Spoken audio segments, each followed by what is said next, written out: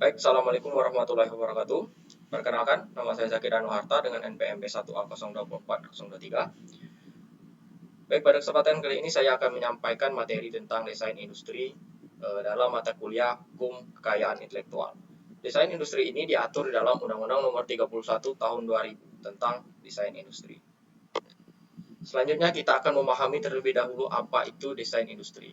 Jadi desain industri itu adalah suatu kreasi bentuk, konfigurasi, atau komposisi garis dan warna, maupun gabungan daripadanya yang berbentuk 2D atau 3D yang memberikan kesan estetis pada suatu produk, komoditas industri, maupun kerajinan tangan.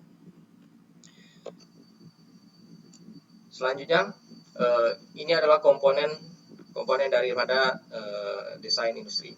Yang pertama itu ada bentuk, yang kedua ada konfigurasi, yang ketiga ada komposisi garis, dan yang keempat ada komposisi warna. Apa itu bentuk?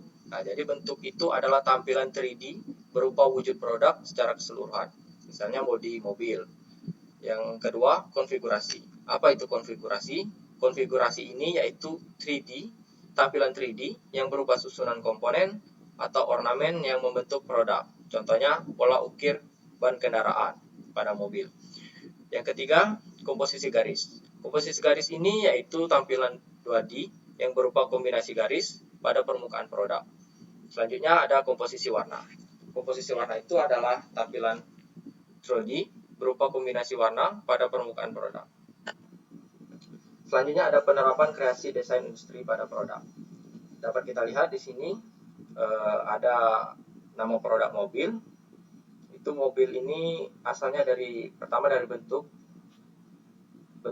plus konfigurasi. Ini contoh dari penjelasan yang tadi. Ketika bentuk plus konfigurasi ditambahi komposisi daripada garis seperti ini, dan ditambah lagi dengan warna, jadilah mobil seperti ini. Selanjutnya, hak desain industri.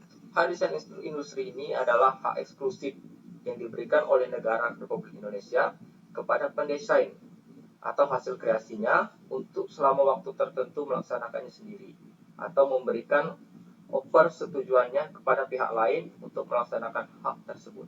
Jadi bisa diberikan kepada orang lain.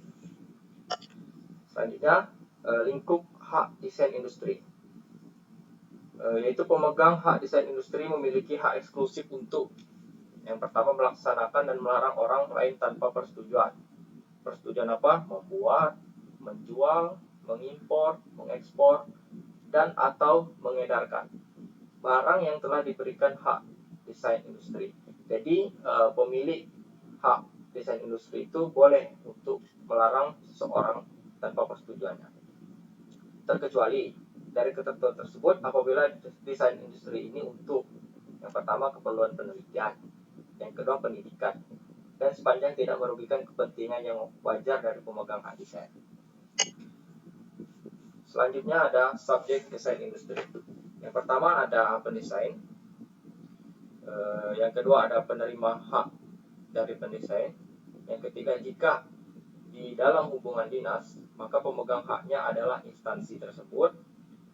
Jika dibuat dalam hubungan kerja maka pemegang haknya adalah orang yang membuat desain industri tersebut.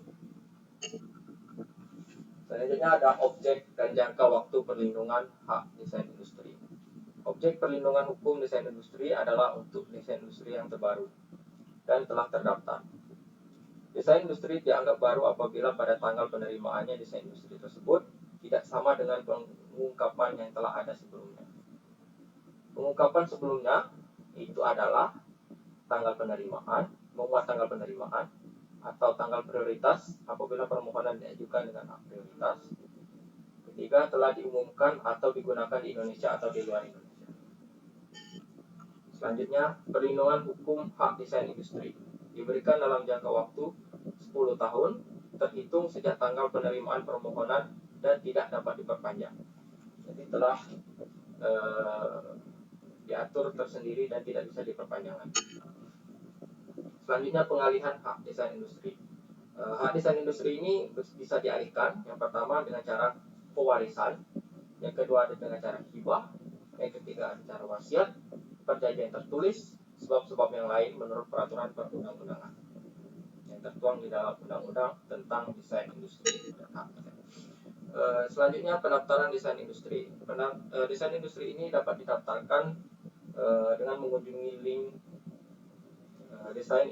desainindustri.dgid.go.id. Selanjutnya desain industri yang ditolak. Desain industri itu bisa ditolak apabila yang pertama bertentangan dengan ideologi negara, moralitas, agama, peraturan perundang-undangan, kesusilaan atau ketertiban umum.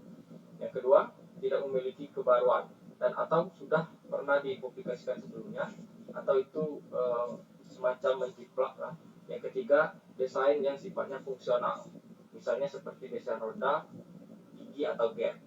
Selanjutnya, bentuknya bisa berubah-ubah seperti cairan pasta maupun bubuk mainan seperti slime. Selanjutnya, karya seni yang tidak diproduksi secara berulang dan tidak memiliki fungsi praktis, contohnya lukisan cat. Selanjutnya, penyelesaian sengketa dalam desain industri bisa di pengadilan niaga dan bisa di alternatif penyelesaian sengketa. Ketentuan pidana. Di dalam desain industri ada juga ketentuan pidana apabila dilanggar. Yang pertama, barang siapa dengan sengaja dan tanpa hak melakukan perbuatan sebagaimana dimaksud dalam pasal 9 dipidana dengan pidana penjara paling lama 4 tahun dan atau denda paling banyak 300 juta rupiah. Yang kedua, barang siapa dengan sengaja melanggar ketentuan sebagaimana dimaksud dalam pasal 8, pasal 23 atau pasal 32 dipidana dengan pidana penjara paling lama 1 tahun dan atau denda paling banyak 45 juta rupiah. Yang ketiga, tindak pidana sebagaimana dimaksud dalam ayat 1 dan ayat 2 merupakan delik aduan. Berarti yang bisa mengadukan itu adalah orang yang memiliki hak desain industri tersebut. Itulah penjelasan dari saya dari banyak tempat. Saya akhiri belajar. Assalamualaikum warahmatullahi wabarakatuh.